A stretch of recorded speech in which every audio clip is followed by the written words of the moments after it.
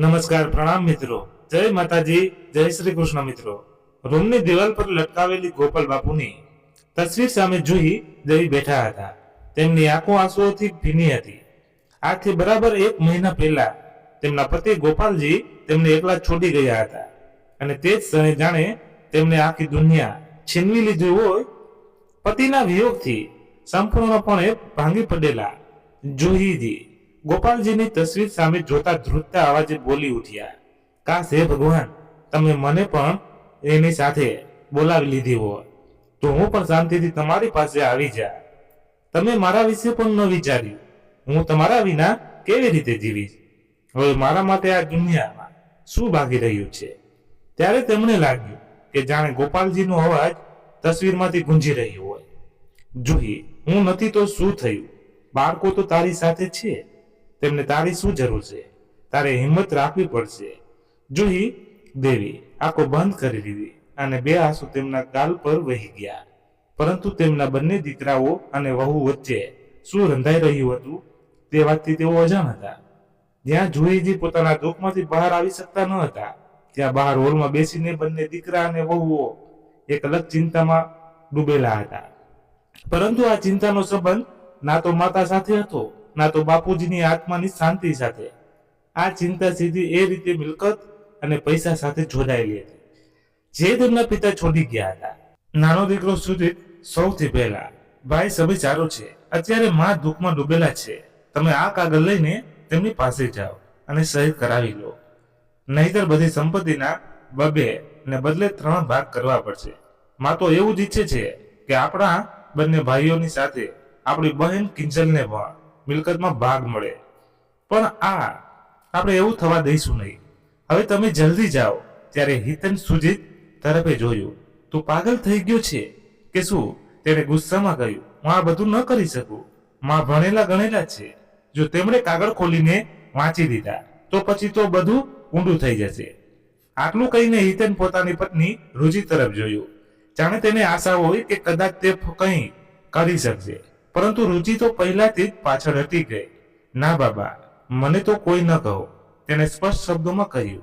દુઃખમાં છે પણ હજી હોશમાં છે। તેમની ચીલ જેવી નજર છે, જો એકવાર શંકા ગઈ અને વાંચવા બેઠા તો બધી પોલ ખુલી જશે। મારાથી તો આ કામ નહીં થાય। વાતાવરણમાં થોડા સમય માટે મન છવાઈ ગયું। ત્યારે સુજીતની પત્ની પાયલ, જે અત્યાર સુધી ખૂણામાં ઊભી રહીને બધું સાંભળી રહી હતી, હસતા હસતા આગળ આવી, અરે આમાં ડરવાની શું વાત છે? ફક્ત એક સહી તો કરવાની છે માજી પાસેથી। આ તો મારા ડાબા હાથનો ખેલ છે। આ કાગળ મને આપો અને જુઓ કે હું આ રમત કેવી રીતે રમું છું। તેના અવાજમાં એક અનોખો આત્મવિશ્વાસ હતો। હિતેન અને રુચિએ સગાભરી નજરે પાયલ તરફ જોયું, પણ પાયલે ઝડપથી કાગળ ઉઠાવ્યા અને રસોડા તરફ ચાલી ગઈ। થોડી વારમાં તે ચાની ટ્રે લઈને પાછી આવી। ટ્રેમાં 2 કપ ચા, થોડા બિસ્કિટ અને ચહેરા પર તે જ સ્મિત જેવો ઉપયોગ ઘણીવાર કોઈ સ્વાર્થને છુપાવવા માટે થાય છે। લો માજી, પાયલે રૂમમાં આવતા જ કહ્યું, ગરમા ગરમ ચા લાવી છું। અને આ શું તમે ફરી આંસુ વહાવી રહ્યા છો? તે માની પાસે બેસી ગઈ અને તેમના ધ્રુજતા હાથ પકડીને બનાવટી સ્મિત સાથે પોતાનો અવાજ ભારે કર્યો, જો માજી, જન્મ અને મૃત્યુ તો ભગવાનના હાથમાં છે। બસ એટલી પ્રાર્થના કરો કે પિતાજી જ્યાં પણ હોય ખુશ રહે। તમને દુઃખી જોઈને શું તેમની આત્માને શાંતિ મળશે? જુહી દેવીએ ચાનો કપ પકડતા એક ઊંડો શ્વાસ લીધો। પાયલે વાત આગળ વધારી અને વાંચી, તમે આ રીતે દુઃખમાં ડૂબેલા રહેશો તો ઘરમાં કોણ સંભાળશે? અમારું શું થશે? પિતાજી તો એ જ ઈચ્છા હશે ને કે તમે હિંમત રાખો। કહેતા કહેતા પાયલની આંખોમાં પાણી આવી ગયું। તે આંસુ સાચા હતા કે ખોટા તે તો તે જ જાણતી હતી, પરંતુ જોહીજીનું દિલ પીગળી ગયું। તેમણે પાયલને પાસે બોલાવી અને ગડી લગાવી, દીકરી, તું સાચું કહે છે, મારા દુઃખમાં એટલી ડૂબી ગઈ હતી કે તમારા બધાની ચિંતા ચૂકડી ગઈ। પાયલે હળવાશથી હસતા કહ્યું, બસ માજી, હવે આંસુ લૂછી નાખો અને આ ચા પીઓ, કડક અને ગરમ જેવી તમને પસંદ છે। જુહી દેવીએ ચૂપચાપ માથું હલાવ્યું અને ચા પીવા લાગ્યા, પરંતુ હજી તો તે પહેલો ઘૂંટણ ગળા નીચે ઉતાર્યો કે પાયલે અચાનક પોતાના માથા પર હાથ મારતા નાટકીય અંદાજમાં કહ્યું, અરે હું કેટલી ભૂલકની છું માજી, તમારી પાસે એક બે કાગળ પર સહી કરાવવાની હતી અને જો વાતો વાતોમાં બોલી જ ગયે. જુહી દેવીએ ચાનો કપ ટેબલ પર મૂક્યો અને ભ્રમ ચડાવીને પાયલ તરફ જોયું. કેવા કાગળ વહુ? તેમના અવાજમાં સહેજ શંકા હતી. પાયલે તરત જ પોતાનું સ્મિત વધુ પહોળું કર્યું, જાણે કોઈ નિર્દોષ બાળક પોતાની બોલ છુપાવવાનો પ્રયાસ કરી રહ્યું હોય. અરે માજી, કંઈ ખાસ નથી. રેહાળજી કહી રહ્યા હતા કે પિતાજીના ગયા પછી કેટલીક ઔપચારિકતાઓ પૂરી કરવાની છે. બસ તેમાંથી સંબંધિત આ કાગળ છે. આટલું કહીને પાયલ ઝડપથી બહાર ગઈ અને તે કાગળ લઈને આવી. બસ માજી, અહીં અને અહીં. તેણે બે જગ્યાએ આંગળી મૂકીને કહ્યું, તમે જલ્દીથી સહી કરી દો, નહીં તો ચા ઠંડી થઈ જશે. તેના અવાજમાં એટલી આત્મહત્યા હતી કે કોઈ પણ તેના પર શંક ન કરી શકે. જો સુઈ દેવીએ કાગડો તરફ જોયું. ચશ્મા લેવા ગયા પણ પછી અટકી ગયા. પાયલની વાતોએ તેમને એક અનોખો વિશ્વાસ બાંધી લીધા હતા. જુહી દેવીએ વધારે ધ્યાન આપ્યા વિના જણાવેલી જગ્યાએ સહ કરી દીધી. તેમને ક્યાં ખબર હતી કે તે સહીઓમાં તેમનો વિશ્વાસ, તેમની આશાને, તેમનો અધિકાર બધું જ તેમની પાસેથી છીનવી લેવામાં આવશે. વાતોમાં ફસાવીને મમતાના માસ્કની પાછળ પાયલે તે કરી બતાવ્યું જે બાકી કોઈનાથી થઈ શક્યું ન હતું. જેવી જુહી દેવીએ કાગળો પર સહી કરી, પાયલે તેમણે ઝડપથી સંકેલ્યા અને બોલી, હાજી, તમે ચા પીઓ, હું હમણાં આવું છું. તેની ચાલમાં એક અનોખી ઝડપ હતી. પહેલી તરફ રૂમની બહાર આંગણામાં હિતેન, રુચિ અને સુજીત આતુરતાથી પાયલની રાહ જોઈ રહ્યા હતા. જેવી પાયલ બહાર આવી, તેના હાથમાં કાગળ જોઈને સુજીતની આંખો ચમકી ઉઠી. થઈ ગયું? તેને ધીમા અવાજે પૂછ્યું. પાયલે વિદેય સ્મિત સાથે માથું હલાવ્યું. હા, થઈ ગયું. માજીએ સહી કરી દીધી. મેં કહ્યું હતું ને, આ મારા ડાબા હાથનું કેલ છે. તેને કાગળો હિતેન તરફ લંબાવ્યા, જાણે કોઈ ટ્રોફી બતાવી રહી હોય. તેને કાગળો લીધા અને ઝડપથી તેમને જોયા. રુચિએ આશ્ચર્યથી પૂછ્યું, તેમને શંકા નથી? શંકા બિલકુલ નહીં, પાયલે ગર્વ સાથે કહ્યું. એવું ભાવુક વાતાવરણ બનાવી દીધું કે તેમને સમજ જ ન પડી કે અસલી હેતુ શું હતો. માજીના આંસુ પણ લૂછીને હત્યા અને પોતાનું કામ પણ કરાવી લીધું. ત્રણેયના ચહેરા પર ખુશીનું સ્મિત છવાઈ ગયું. જુહી દેવીએ સરળતાથી તે કાગળો પર સહી કરી હતી. તેમાં તેમની સહેજ પણ શંકા નથી. કેમ થાય? આજે પણ તેમનું દિલ એ માનવા તૈયાર ન હતું કે તેમના પોતાના સંતાનોમાં મનમાં કોઈ કપટ હોઈ શકે છે. તેમના માટે તો તેમનો પરિવાર જ તેમનું અભિમાન હતું. જ્યાં સુધી ગોપાલજી જીવતા હતા ત્યાં સુધી આ ઘરમાં દરેક વાતમાં વડીલોનો અભિપ્રાય સર્વોપરી ગણાતો હતો. ગોપાલજીનો તેમના પરિવારમાં ખૂબ જ પ્રભાવ હતો. દીકરાઓ તો જાણે માતા પિતાના ચરણોમાં આખું વિશ્વ જોતા હતા અને વહુઓ એવી હતી કે કોઈ પણ કામ સાસુની સલાહ લીધા વિના ન કરતી. ઘણીવાર તો જુહીજી કંટાળીને કહી પણ દેતા, બહુ તમે ભણેલા ગણેલા અને સમજદાર છો, તમને ઠીક લાગે તે કરી લેજો. પણ વહુ હંમેશા હસીને જવાબ આપતી, ના માજી, તમે જીવન જોયું છે, તમારાથી વધુ સારી સલાહ પણ આપી શકે છે. આવું સમર્પણ જોઈને જુહીજી અને ગોપાલજી બંને પોતાના નસીબની પ્રશંસા કરતા થાકતા ન હતા. ઘણીવાર એકતામાં વાત કરતા ગોપાલજી કહેતા, જુહી, આપણે ખબર નહીં ક્યાં સારા કામ કર્યા હશે કે આપણને આવા હોશિયાર દીકરાઓ અને આવી વહુઓ મળી. નહીંતર આજકાલનું વાતાવરણ તો બહુ ખરાબ છે. ગોપાલજી સરકારી નોકરીમાંથી નિવૃત્ત થયા હતા. નિવૃત્તિ પહેલા જ તેમણે પોતાના દીકરાઓને કપડાની દુકાન ખોલી આપી હતી. કપડાની દુકાન પણ ખૂબ સારી ચાલી રહી હતી. બંને દીકરા નીતન અને સુજીત દુકાનનું કામ સારી રીતે સંભાળી રહ્યા હતા. નિવૃત્તિ પછી ગોપાલજી પણ દુકાન પર દીકરાઓનો હાથ સાથ આપવા લાગ્યા. પરિવારના ખર્ચથી લઈને સમાજમાં ઇજ્જત સુધી બધું જ બરાબર ચાલી રહ્યું હતું. પરંતુ તે રાત્રિએ બધું બદલી નાખ્યું. ગોપાલજી તે દિવસે દુકાનેથી થાકીને પાછા પડ્યા હતા. રાતનું ખાવાનું ખાતા ખાતા અચાનક તેમની શ્વાસ અટકી ગઈ. આ પહેલા કે કોઈ કંઈક સમજી શકે, ગોપાલજી આ દુનિયાને અલવિદા કહી ગયા. તે દિવસ પછી જુહીજી જાણે અંદરથી ભાંગી પડ્યા. તેમને લાગતું હતું કે જાણે જીવનનો કોઈ ભાગ કપાઈને ક્યાંક પાછળ છૂટી ગયો હોય. પણ હાજી તો પોતાના પતિના વિયોગમાં દુઃખમાંથી બહાર પણ ન હતા આવ્યા કે ઘરમાં ભાવદારાના બીજ રોપાવા લાગ્યા. તે દિવસ પછી ધીમે ધીમે તેમણે અનુભવ્યું કે વહુઓનું વર્તન થોડું બદલાઈ ગયું છે. પાયલ સાસુના હાથમાં ખાવાનું લાવીને આપતી હતી. હવે રૂમમાંથી બહાર પણ નીકળતી ન હતી. રુચિ જે રોજ સવારે ઘરનું કામ પતાવી દેતી હતી, હવે ઘણીવાર માથાના દુખાવાનું બહાનું બનાવીને મોડી ઉઠતી હતી. રસોઈનું કામ હવે જુહીજીના ભાગે આવી ગયું હતું. ઝાડુ, પોતું, વાસણ, શાક સમારવું, રસોડામાં ઊભા રહીને રોટલી બનાવવી, બધું કામ હવે તેમની જવાબદારી હતી. જ્યારે તેમણે પૂછ્યું કે નોકરાણી કેમ નથી આવતી, ત્યારે હિતને કહ્યું હતું, માં દુકાનમાં ખાસ કમાણી નથી, રહી ખર્ચ ઘટાડવા પડશે. સુજીતે પણ કહી દીધું હતું, વળી ઘરમાં આટલા લોકો છે, કામ વેચી શકાય છે, પણ કામ વેચાતું કંઈ ન હતું. કામ ફક્ત એકના ભાગે જ આવતું રહ્યું અને તે જુહીજી સવારથી સાંજ સુધી તે કામમાં લાગેલા રહેતા. થાકી જતા પણ ફરિયાદ ન કરતા. તે વિચારતા આ બધું મુશ્કેલ સમયની વાત છે, સમય સાથે બધું ઠીક થઈ જશે. પણ સમય તો જાણે તેમની વિરુદ્ધ જ કાવતરું ઘડી રહ્યું હતું. થાક અને દુઃખની વચ્ચે જુહીજીએ પોતાના મનને શાંત કરવાનો એક રસ્તો લીધો હતો. દર સાંજે થોડો સમય કાઢીને તે પોતાના પાસે મંદિરે જતા. ત્યાંની શાંતિ અને પવિત્ર વાતાવરણમાં તેમની અંદરથી એક રાહત આપતું હતું.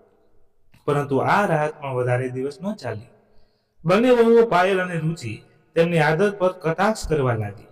એક સાંજે જ્યારે જુહીજી મંદિર જવા માટે તૈયાર થઈ રહ્યા હતા, રુચિએ કટાક્ષના અવાજમાં કહ્યું, માજી, આ શું તમારા પૌત્ર પૌત્રીઓ અમને એટલા હેરાન કરે છે? ઘરનું કામ પતવાનું નામ નથી લેતું અને તમારે બહાર ફરવા જવું છે.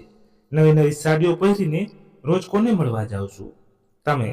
પાયલે પણ તરત કટાક્ષ કર્યો, હા માજી, આટલા સજી ધજીને ક્યાં ફરવા નીકળી પડો છો? જુહીજીનું દિલ જાણે વિંધાઈ ગયો. હું ફક્ત મંદિરે જાઉં છું દીકરી, તેમણે ધ્રુજતા અવાજે કહ્યું, પરંતુ તેમની વાતને અવગણવામાં આવી. રુચિએ તરત કામની યાદી ગણાવવાનું શરૂ કરી. માજી, આ કપડાં ધોવાના છે અને રસોડામાં શાક સમારવાનું છે. રુચિએ પણ પાછળ ન રહેતા કહ્યું, હા, અને બાળકો માટે ખાવાનું પણ બનાવવાનું છે. પૂજા પાઠ ઘરે બેસીને પણ થઈ શકે છે. તેના માટે સજી ધજીને મંદિરે જવું જરૂરી નથી. તે દિવસ પછી જુહીજીએ મંદિર જવાનું છોડી દીધું અને તે જ જૂની ફીકી સાડીઓ પહેરવા લાગ્યા. તેમના ચહેરા પરનું હળવું સ્મિત પણ ક્યાંક ખોવાઈ ગયું. થાક અને દુઃખની વચ્ચે જુહીજીનું સ્વાસ્થ્ય પણ હવે જવાબ આપવા લાગ્યું હતું. તેમના હાડકામાં દુખાવો રહેવા લાગ્યો. તે દિવસે દુખાવો એટલો વધી ગયો કે તે આખી રાત પડખા બદલતા રહ્યા. સવારે તેમણે વિચાર્યું કે દવા લઈ આવશે, પરંતુ જ્યારે કબાટ ખોલ્યું તો એક પણ રૂપિયો ન મળ્યો. પહેલા તો ઘરનો બધો ખર્ચ તેમના હાથમાં હતો, પરંતુ ગોપાલજીના ગયા પછી રુચિ અને પાયલે ઘરની લગામ પોતાના હાથમાં લઈ લીધી હતી. હિંમત કરીને તેમણે રુચિને કહ્યું, બહુ જરા 300 રૂપિયા મળી જાય તો દવા લાવવાની હતી. રુચિએ એક પળ પણ વિચાર્યા વગર જવાબ આપ્યો, માજી, ઘરનો ખર્ચ ખૂબ વધી ગયો છે, હવે દરેક વસ્તુ માટે પૈસા કાઢી શકાય નહીં. દવા 10-20 દિવસ પછી લઈ આવજો, હજુ જરૂરી સામાન લાવવાનો બાકી છે. જુહીજી ચૂપ થઈ ગયા. પૈસાની તંગી ન હતી, સમસ્યા હતી પ્રેમની, સન્માનની અને પોતાના પડાની નહીતર પોતાના મોજ સુખ પર તો તેઓ પૂરો ખર્ચ કરી રહ્યા હતા. થોડા દિવસો સુધી આવું જ ચાલતું રહ્યું. પછી તેમની દીકરી કિંજલ 3-4 દિવસ માટે પિયર આવી. કિંજલને જોતા તેમના ચહેરા પર ખુશી છવાઈ ગઈ. કિંજલ પણ માને જોઈને ખુશ થઈ, પરંતુ તેની આંખોએ માની આંખોનો થાક વાંચી લીધો હતો. માં, તમે ઠીક તો છો ને? જુહીજી હસી પડ્યા, આ દીકરી, તું આવી ગઈ, તને જોઈને જ મારી તબિયત સારી થઈ ગઈ. પણ કિંજલને કંઈક વિચિત્ર લાગી રહ્યું હતું. માં દરેક વખતે તેના પ્રશ્નોને ટાળી દેતી, કંઈક પરેશાન લાગતી. કિંજલે વિચાર્યું કે કદાચ પિતાજીની યાદમાં માની આવી હાલત થઈ ગઈ છે. સમય સાથે બધું ઠીક થઈ જશે. કિંજલે ઘેર રહીને બધાનો સાથ આપ્યો, કામમાં હાથ વેચાવ્યો અને માને રાહત આપી. 3 દિવસ વીતી ગયા અને કિંજલને બીજા દિવસે પોતાના સાસરે પાછું જવાનું હતું. જુહીજીનું હૃદય બેચેન હતું. તેમની પરંપરા હતી કે દીકરીને ખાલી હાથે વિદાય ન કરતા, પરંતુ તેમની પાસે તો કંઈક હતું જ નહીં. તે પાયલ અને રુચિ પાસે ફરીથી ગયા. બહુ કિંજલને પાછી જઈ રહી છે, તેને આપવા માટે જરા થોડા પૈસા આપી દો. રુચિએ મોં બગાડતા કહે, માજી, કેટલી વાર કહીએ કે ઘરમાં પૈસા નથી? પાયલ બોલી, દરેક વસ્તુ પર પૈસા તો ફેંકી શકાય નહીં.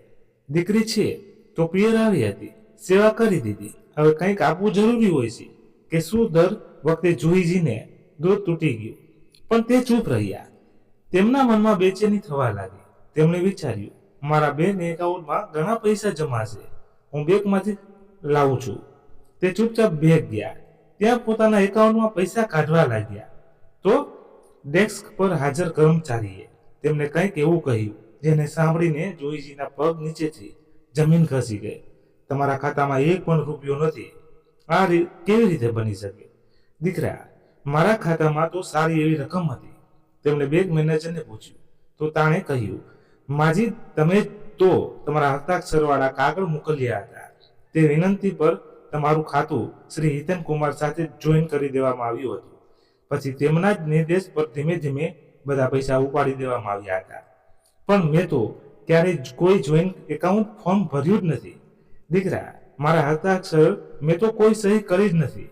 મેનેજરે ખૂબ જ વિરમતાથી તેમની સામે એક ફોર્મ મૂક્યું. માજી, આ જુઓ, આ ફોર્મ તમે જ સહી કર્યું હતું. એમાં તમારા ખાતાને તમારા દીકરા શ્રી હિતન કુમાર સાથે જોઈન કરવાની વિનંતી હતી. પ્રક્રિયા પૂરી થતાં જ થોડા દિવસોમાં બધી રકમ ઉપાડી લેવામાં આવી હતી. બેંક મેનેજરની વાતથી જુહીજીના હોશ ઉડી ગયા. તે થોડી વાર સુધી તનબંધ ઊભા રહ્યા. પછી ધ્રુવતા હાથે કાગળ ઉપાડ્યો. હસ્તાક્ષર તેમના જ હતા અને ત્યારે તેમને તે દિવસ યાદ આવ્યો જ્યારે પાયલ તેમના માટે ચા લઈને આવી હતી અને બે કાગળ પર સહી કરાવી. તે સમજી ગયા, મીઠા બોલ, ખોટા બહાનાને. ભોળપણની આડમાં તેમની સાથે બહુ મોટી છેતરપિંડી થઈ હતી. અને મારા પતિ ગોપાલજીના ખાતાનું શું થયું? તેમાં તો નિવૃત્તિના લગભગ 50 લાખ હતા. બેંક મેનેજરે ફાઇલો તરફ જોયું અને કોઈ પણ ખચકાટ વિના બોલ્યો, તે ખાતું હવે બંધ થઈ ગયું છે માજી, કારણ કે શ્રી ગોપાલજીના અવસાન પછી તે ખાતામાં કોઈ નોમિની ન હતું. તેથી તેમના મૃત્યુના પ્રમાણપત્રની નકલ અને પારિવારિક સહમતિ પત્રના આધારે ખાતું બંધ કરી દેવામાં આવ્યું.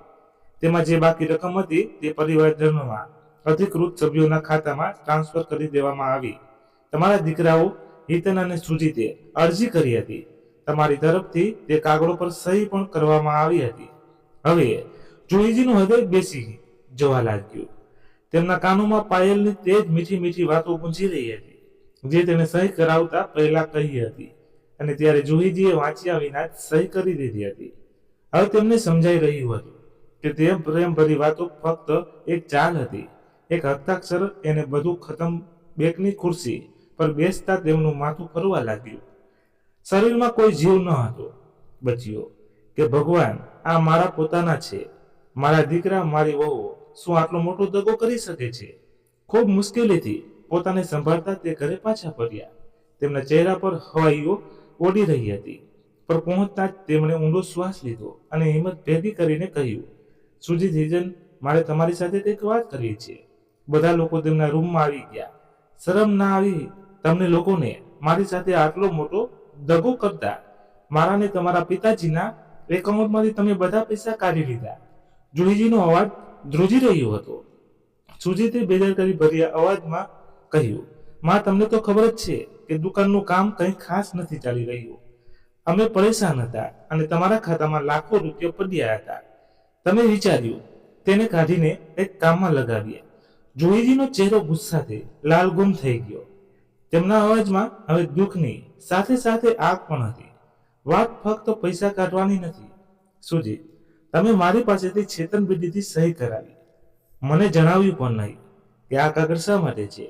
ત્યારે પાયલ ગરજીને બોલી, આ છેતરપિંડીથી જ કરાવડી આવ્યા છે. તો કહો, હવે તમે શું કરશો? જો અમે ન કઢાય તો ખબર નહીં પછી તે પૈસાને કેટલા ટુકડા થઈ જાય. તમે તો અમારા વિશે વિચાર્યા વિના જ કહી દીધું હતું કે તમારા પૈસામાં તમારી દીકરીનો પણ હક થશે. રુચિએ પણ સહમતિમાં માથું હલાવ્યું. માજી, આજકાલ કોણ દીકરીઓને વહેંચે છે? આ બધી આદર્શની વાતો ફક્ત પુસ્તકોમાં જ સારી લાગે છે. જો તમારા હિસાબે થાત તો અમારા હાથમાં શું આવત? જુહીજીનું શરીર જાણે સૂન થઈ ગયું. તે ધબ પોતાના પલંગ પર બેસી ગયા. હે ભગવાન, શું આ દિવસ જોવા માટે મને જીવતી છોડી? તમે માં વધારે નાટક ન કરો. હવે તમે તો સહી કરી હતી અને વળી તે પૈસા પર ફક્ત ને ફક્ત અમારો જ હક હતો.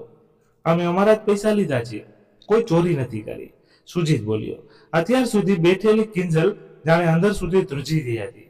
તેને વિશ્વાસ ન હતો થઈ રહ્યો કે જે ભાઈઓ માટે માએ આખી ઉંમર બધું કર્યું, તે જ ભાઈઓ હવે માની આંખોમાં આંખ નાખીને આટલી બેશરમથી વાત કરી રહ્યા છે. માએ સાચું કહ્યું, જે કર્યું છે તમે લોકોએ છેતરપિંડી નહીં, પાપ છે. પૈસા માટે આટલા નીચા પડી ગયા. તમે મારા ભાગનો હતો જોઈ તો ના આપતા, ઓછામાં ઓછો માનો વિશ્વાસ તો ન તોડતા. હજી કિંજલની વાત પૂરી પણ ન હતી થઈ કે રુચિ તરત બોલી, અમને બરાબર ખબર છે કે તમે કેમ તકલીફ થઈ રહી છે. સ્પષ્ટ બોલને, તને ભાગ જોઈએ છે. ત્યારે પાયલ બોલી, આ બધી મુસીબતનું મૂળ કિંજલ દીદી જ છે. મોડા ચહેરા પાછળ કેટલો લોભ છુપાયેલો છે, અમને બધી ખબર છે. કિંજલ થનબંધ થઈ ગઈ. તેણે અસહાય નજરે પોતાના ભાઈઓ તરફ જોયું. કદાચ કોઈ તેની તરફદારી કરશે, પણ સુજીતે સ્પષ્ટ રીતે કહી દીધું, તારે અમારા ઘરમાં દાખલ દેવાની કોઈ જરૂર નથી. કિંજલ, તું તારું ઘર સંભાળ. અહીં શું અને કેવી રીતે કરવું છે અમે જોઈ લઈશું. હિતન પણ બોલી પડ્યો, આ તારો હવે અહીં કોઈ લેવા દેવા નથી. પિતાજી હવે નથી રહ્યા અને માની સંભાળ અમે લઈ લેશું. તું તારા ઘરે જઈ શકે છે. કિંજલ પોતાના ભાઈઓની વાત સાંભળીને હેરાન હતી. તેણે ગુસ્સાથી પોતાનો બેગ ઉઠાવ્યો અને દરવાજા તરફ જતા ફક્ત એક જ વાત કહી, આજે હું જઈ રહી છું અને હવે આ ઘરમાં ક્યારેય પાછી નહીં આવું. ના કોઈ ભાગ માટે, ના કોઈ સંબંધની ભીખ માટે. દરવાજો જોરથી બંધ થયો. શાંતિ છવાઈ ગઈ અને પછી જુહીજી કૂણવા લાગ્યા. શરમ નથી આવતી તમને લોકોને? એક દીકરીને જેણે ક્યારેય એ પોતાના અધિકારની વાત પણ નથી કરી, તેને આ રીતે અપમાનિત કરી દીધી. તે ચીડાઈને કહ્યું, માં, આ હાઈ વોલેટ ડ્રામા બંધ કરો. અમે જાણીએ છીએ કે તમે હવે આ ઉંમરે વધારે મગજ ચલાવવા લાગ્યા છો. જો આ ઘરમાં રહેવું હોય તો સભ્યતાથી રહો, નહીં તો તમે પણ આ ઘર છોડીને જઈ શકો છો. દીકરાઓ દ્વારા બોલાયેલો દરેક શબ્દ જાણે માની આત્માને ચીરી રહ્યો હતો. તે હતાશ થઈને પોતાના રૂમમાં જઈને બેસી ગયા. પતિ તો હવે રહ્યા નથી, તે હતા તો એક ઢાલ હતી, એક ઇજ્જત હતી, એક ઓળખ હતી. દીકરીને એટલું બધું સંભળાવવામાં આવ્યું કે હવે તે પાછી નહીં આવે, અને દીકરાઓને તો ક્યારે મારી જરૂર હતી જ નહીં. હવે કોના માટે જીવવું, કેમ જીવવું વિચારતા તેમની આંખો આખી રાત પડખા ફેરવતા રહી. વીતી ગઈ. સવારના પહેલા કિરણે જ્યારે રૂમમાં દસ્તક આપી, જુહીજીનું મન સંપૂર્ણપણે તૂટી ચૂક્યું હતું. તે પોતાના રૂમમાંથી બહાર આવ્યા. ન કોઈને કંઈ કહ્યું, ન કોઈને કંઈ પૂછ્યું. ચૂપચાપ ઘરની બહાર નીકળી ગયા અને તે રસ્તે ચાલવા લાગ્યા જે નહેર તરફ જતો હતો. તે રસ્તાની બરાબર વચ્ચે ચાલી રહ્યા હતા. ચારેય બાજુ ગાડીઓનો હોર્નનો અવાજો હતા, પણ તેમને કંઈક સંભળાતું ન હતું. સામેથી એ તેજ ગતિનો ટ્રક બેકાબુ થઈને આવી રહ્યું હતું. ટક્કર બસ થોડી જ પદોની દૂરી પર હતી, પરંતુ બરાબર તે જ ક્ષણે પાછળથી કોઈએ સમયસર જોરથી તેમને પકડીને ખેંચી લીધા. બંને રસ્તાની એક બાજુ પડી ગયા. ધૂળ અને કાંકરાની વચ્ચે બંનેને થોડી થોડી ઈજા થઈ હતી, પરંતુ જુહીજીને વધારે ઈજા થઈ હતી. તેમના ઘૂંટણની ગોળીમાંથી લોહી વહી રહ્યું હતું. ગાડીઓના અવાજોથી વચ્ચે તે વ્યક્તિ જોરથી બૂમ પાડી, તમે ઠીક તો છો ને? આ શું કરવા જઈ રહ્યા હતા તમે? એક ભારી આ અવાજ તેમના કાનોમાં પડ્યો. જુહીજીએ ધીમે ધીમે આંખો ખોલી અને સામે એક અધેડ ઉંમરના વ્યક્તિને જોયા. તેમની ઉંમર લગભગ જુહીજી જેટલી હશે. તેમના ચહેરા પર ચિંતા હતી, ત્યાં દૂરથી ખરડાયેલા હતા. હું પાસેની દુકાનમાંથી કંઈક સામાન લેવા આવ્યો હતો. તેમને કહ્યું, અચાનક તમને રસ્તા પર આ રીતે જોયા. આટલો મોટો ટ્રક દેખાયો નહીં તમને? જુહીજીની આંખો ભીની હતી. તે ફક્ત એટલું જ બોલી શક્યા, તમે મને કેમ બચાવી? હું જીવવા નથી ઈચ્છતી. તેમના અવાજમાં એટલું દુઃખ હતું કે સામે ઉભેલો વ્યક્તિ, જેનું નામ કિશન હતું, એ પણ તનબંધ રહી ગયો. તેને જુહીજીને ટેકો આપીને ઉભા કર્યા. આવી વાતો ન કહો વિચાર્યા વિના. આવું પગલું ભરવો યોગ્ય નથી. તમે ખૂબ પરેશાન લાગી રહ્યા છો. ઈજા પણ થઈ છે.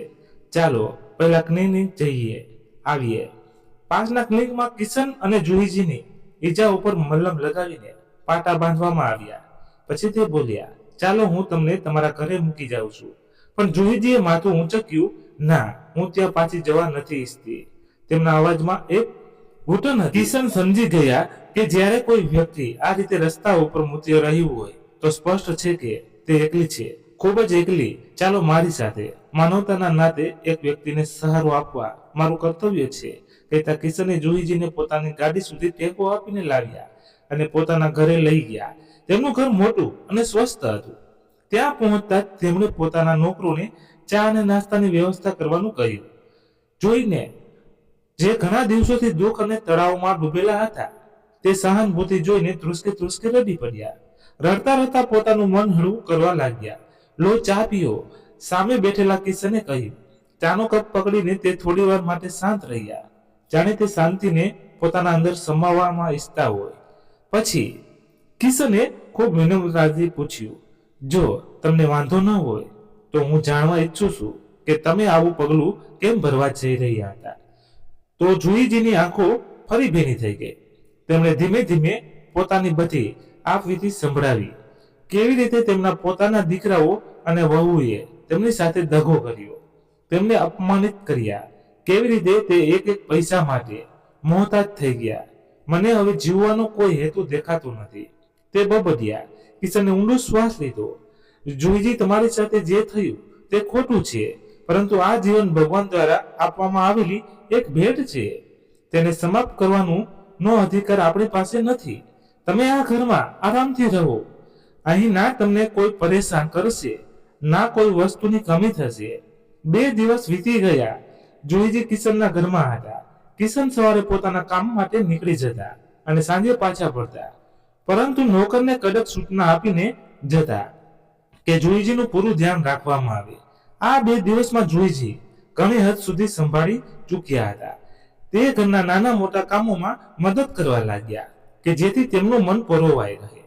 પરંતુ એક વાર તેમને મનમાં ખટકી રહી હતી કે તે ક્યાં સુધી કોઈ બીજાના ઘરમાં રહેશે. કિશન સાથે તેમના કોઈ સંબંધ તો ન હતો. બીજી તરફ કિશન પણ આ જ વિચારીને પરેશાન હતા. સમાજની આંગળી ઉઠવાનો ડર તેમને બેચેન કરી રહ્યો હતો. એક સાંજે જ્યારે તે ઘરે પાછા ફર્યા તો તેમણે જુહીજીની સાથે ખોલીને વાત કરવાનો નિર્ણય કર્યો. જુહીજી, તેમણે વિડંબનાથી કહ્યું, આપણે હવે સારા મિત્રો બની ચૂક્યા છીએ. માનવતાના નાતે હું તમારી મદદ કરવા ઈચ્છું છું, પરંતુ સમાજની નજરો આપણને ખોટા સમજી શકે છે.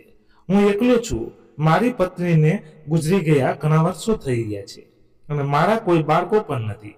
જો તમને યોગ્ય લાગે તો શું આપણે લગ્ન સંબંધમાં બંધાઈને બાકીનું જીવન એકબીજાનો સહારો બની શકીએ? આનાથી સમાજ પણ આપણા પર આંગળી નહીં ઉઠાવે અને આપણે બંને આ એકલતામાંથી પણ બહાર આવી શકીશું. જો મારી વાત તમને ખોટી લાગે તો મને માફ કરી દેજો. જો અહીં જે સ્તનબંધ રહી ગયા. કિશનની સચ્ચાઈ અને માનવતાએ તેમના મનને સ્પર્શી લીધું. રોમમાં એક લાંબો પણ છવાઈ ગયો. ઘણીવાર પછી તેમણે ધીમેથી કહ્યું, મારા દીકરાઓએ મને જે વળાંક પર લાવીને છોડી દીધી, ત્યાંથી તો હું મારી જીવનશૈલી સમાપ્ત કરવા ચાલી હતી. હવે હું તે લોકોની પરવા નથી કરતી. તમારો પ્રસ્તાવ મને સ્વીકારશે, પણ કહો. કિશન બોલતા બોલ્યા તો જુહીજીએ કહ્યું, હું એકવાર મારી દીકરી કિંજલ સાથે વાત કરવા ઈચ્છું છું. તે પહેલા હું કોઈ નિર્ણય લેવા નથી ઈચ્છતી. કિશને તરત જ મોબાઈલ ઉઠાવ્યો અને નંબર લગાવ્યો. ફોન લગાવતા જ કિંજલનો અવાજ આવ્યો. હા માં, તમે ક્યાં છો? હું ક્યાં તમને શોધી રહી છું. તમે તો અમને ખૂબ ડરાવી દીધા. જુહીજીની આંખો ભીની થઈ, પણ અવાજમાં હવે એક અનોખી મક્કમતા હતી. હું ઠીક છું દીકરી, અને આજે તારી સાથે ખૂબ જ જરૂરી વાત કરવી છે. પોતાનું સરનામું આપીને તેમણે દીકરીને આવવા માટે કહ્યું. જ્યારે કિંજલ તે ઘરે પહોંચી તો દરવાજો કિશને ખોલ્યો. કિંજલ પહેલા તો હેરાન થઈ, તમે કોણ છો અને માં તમે અહીં? કિશને હસીને તેમને અંદર આવવા કહ્યું. પછી જ્યારે તેમને આખી વાત જણાવવામાં આવી કે કેવી રીતે જુહીજીએ પોતાની જીવનશીલા સમાપ્ત કરવાનો વિચાર કર્યો, કેવી રીતે એક અજાણ્યા વ્યક્તિએ તેમનો જીવ બચાવ્યો અને તેમણે સન્માન આપ્યું, તો કિંજલની આંખોમાં આંસુ આવી ગયા. પરંતુ આ સાંભળીને કે તેની માં એટલી ભાંગી પડી હતી કે તેમણે પોતાનું જીવન ખતમ કરવાનો નિર્ણય કરી લીધો હતો. તેનું દિલ વિંધાઈ ગયું. તેણે કિશનજી તરફ જોયું અને હાથ જોડીને કહ્યું, કિશનજી, તમે મારી માને ફક્ત બચાવ્યા જ નથી, પણ તેમનો સહારો પણ આપ્યો છે. હું તમારી આભારી છું. પછી તે પોતાની મા તરફ ફરી અને બોલી, મા, તમે મારી સાથે ચાલો, હું તમને મારી સાથે લઈ જઈશ. મારા સાસરામાં કોઈ તમને પરેશાન નહીં કરે. તું જોહે. તે જે કિંજલજીનો હાથ પકડી લીધો અને શાંત વાંચમાં કહ્યું, કિંજલ, મેં ખૂબ વિચારી લીધું છે. હું હવે અહીં જ રહીને મારા જીવનની નવી શરૂઆત કરવા ઈચ્છું છું. કિશનજીએ મને સન્માન અને સહારો આપ્યો છે. અમે બંને એકબીજા સાથે લગ્નના બંધનમાં બંધાવા ઈચ્છીએ છીએ. કિંજલને પહેલા તો આશ્ચર્ય થયું. તેની આંખોમાં પોતાની માના ચહેરા પર અટકી ગઈ, પણ પછી હસીને માથું હલાવ્યું. માં, જો તમારો નિર્ણય આજ છે તો મને કોઈ વાંધો નથી. 2 દિવસ પછી જુહીજી અને કિશનજીએ સાદગી સાથે કોર્ટ મેરેજ કરી લીધા. કિંજલ તેમની સાથે હતી. તેની આંખોમાં પોતાની મા માટે ગર્વ હતો. કોર્ટની ઔપચારિકતા પૂરી થયા પછી કિશનજીએ જુહીજીનો હાથ પકડ્યો અને કહ્યું, હવે આ જીવન આપણા બંનેનું છે. હું વચન આપું છું, તમને ક્યારેય દુઃખી નહીં થવા દો. જુહીજી અને કિશનજી હવે પતિ પત્ની હતા અને તેમના વચ્ચેનો સંબંધ પ્રેમ, સન્માન અને વિશ્વાસની મજબૂત દોરીથી બંધાયેલો હતો. કિશનજીનું ઘર હવે જુહીજી માટે નવું ઘર બની ચૂક્યું હતું. બંને એકબીજા માટે સાથે હસી ખુશીથી રહી રહ્યા હતા. કિશનજીનો સોનાનો વ્યવસાય સારો ચાલી રહ્યો હતો. ઘરમાં નોકર ચાકર હતા, તેથી ઘર સંભાળવાની કોઈ મુશ્કેલ ન હતી. જુહીજીએ હવે પતિ સાથે તેમના વ્યવસાયમાં હાથ વેચવાનું શરૂ કરી દીધું હતું. તેમણે દુકાન પર બેસવા, ગ્રાહકો સાથે વાત કરવી અને વ્યવસાયની નાની મોટી જવાબદારીઓ સંભાળવી ગમતું હતું. વર્ષો પછી તેમને બહાર નીકળવા અને કામ કરવાનો મોકો મળ્યો હતો અને આ નવો અનુભવ તેમના મનને શાંતિ આપતો હતો. કિશનજી પાસે પૈસાની કોઈ કમી ન હતી, પરંતુ તેમની અસલી સંપત્તિ તેમનું મોટું દિલ હતું. તેઓ દાન ધર્મમાં વિશ્વાસ રાખતા અને દરેક સારા કામમાં ઉત્સાહભેર ભાગ લેતા હતા. જુહીજી પણ તેમને દરેક પગલામાં તેમની સાથે હતા અને તેમની હાજરીએ કિશનજીના જીવનને એક નવો રંગ આપ્યો હતો. આ વાતને 1 વર્ષ વીતી ચૂક્યું હતું, પરંતુ આ 1 વર્ષમાં જુહીજીના દીકરાઓ હિતેન અને સુજીત કે તેમની વહુઓ એકવાર પણ પોતાની મા પાસે માફી માંગવાની કે તેમના હાલચાલ જાણવાની કોશિશ ન કરી. તેમણે છેતરપિંડીથી પડાવી લીધેલા પૈસા મોજ શોખ અને ઉડાવી લીધા. દુકાનની હાલત પહેલાથી જ ખરાબ હતી અને હવે તે ગીરવે પડી હતી. ઘરમાં પૈસાની સખત તંગી હતી.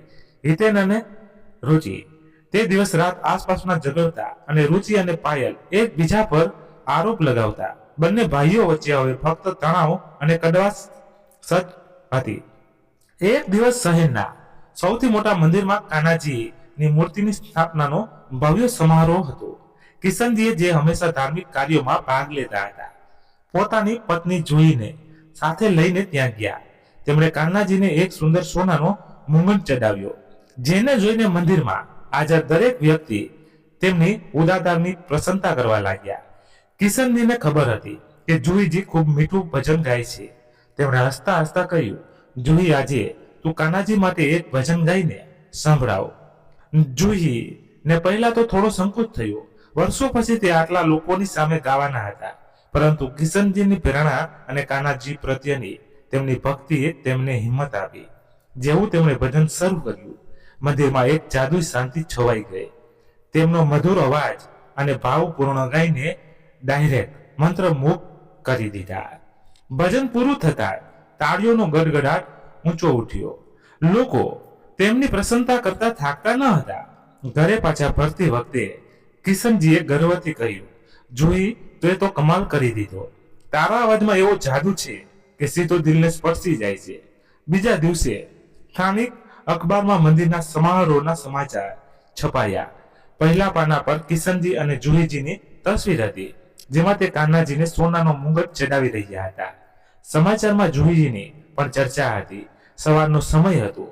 હિતેન પોતાની ચાનો કપ લઈને બાલ્કનીમાં બેઠો હતો અને રુચિ અખબાર લઈને તેની પાસે બેઠી હતી. રુચિ અખબાર ફેરવ્યું અને જેવી ત્રીજા પાના પર પહોંચી, તેના હાથમાંથી અખબાર છૂટી જતું બચી ગયું. અરે, આ શું? તેની આંખો પહોળી થઈ ગઈ.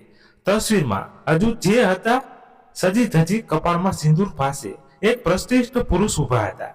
હેડલાઇન હતી, શહેરના પ્રતિષ્ઠિત વેપારી કિશનજી અને તેમની પત્નીએ શ્રી કૃષ્ણ મંદિરમાં અપહરણ કર્યો સુવર્ણ મુંગળ. જુઓ જુઓ, હિતેન આ માં છે ને? તે ગભરાઈને બોલી. હિતેને અખબાર જોયું અને તસવીર પર આંખો અટકી ગઈ. માં પણ આ માણસ કોણ છે? રુચિ બોલી. કદાચ તેમણે ફરી લગ્ન કર્યા છે અને જુઓ, શહેરનો જાણીતો ધનવાન માણસ છે. એક પણ માટે બંને ચૂપ રહ્યા.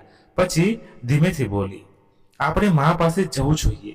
જુઓ, આપણી હાલત અત્યારે ખરાબ છે. દુકાન બંધ છે, દેવું વધી રહ્યું છે. કદાચ તે મદદ કરી દે. હિતેન બોલ્યો, હા હા, તો આપણી માં જ છે.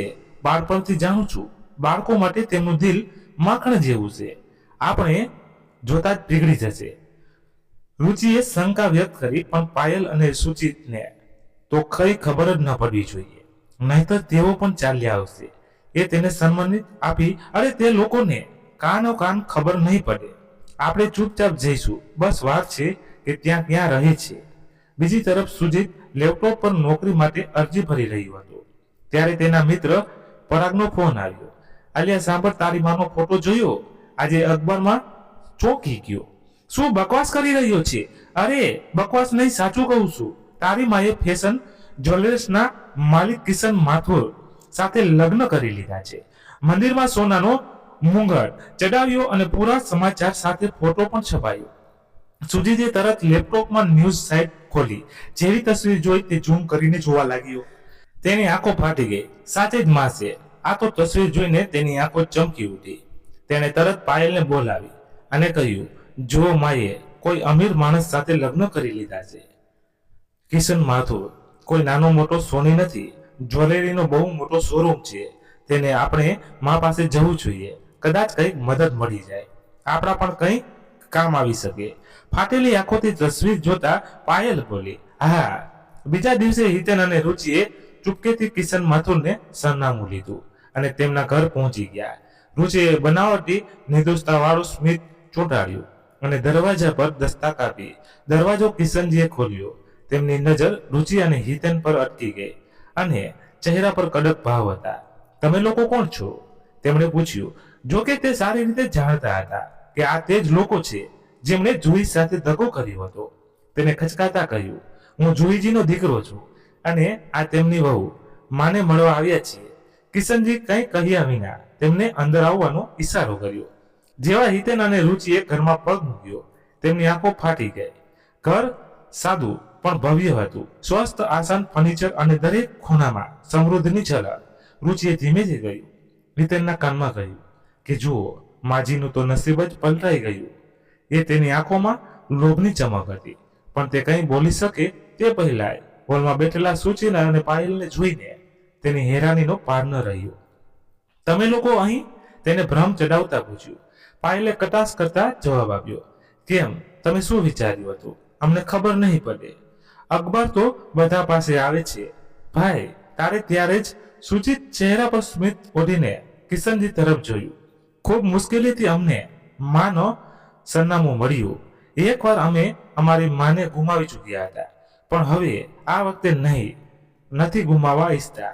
તેના અવાજમાં બનાવટી પડું હતું, પણ તેની આંખો કિશનજીના ઘરને સોફાને તાકી રહી હતી. ત્યારે જુહીજી હોલમાં આવ્યા. તેમના ચહેરા પર એક એવી ચમક હતી જે તેમના મનને શાંતિને વ્યક્ત કરતી રહી હતી.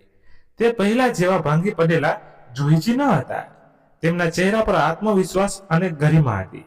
હિતેન, રુચિત, સુજીત અને પાયલ તેમને જોઈને એક પળ માટે તનબંધ રહી ગયા. માજી, રુચિએ હેરાનીથી બબડ્યું. તેઓ પોતાની માને આ નવા રૂપમાં ઓળખી શકતા ન હતા.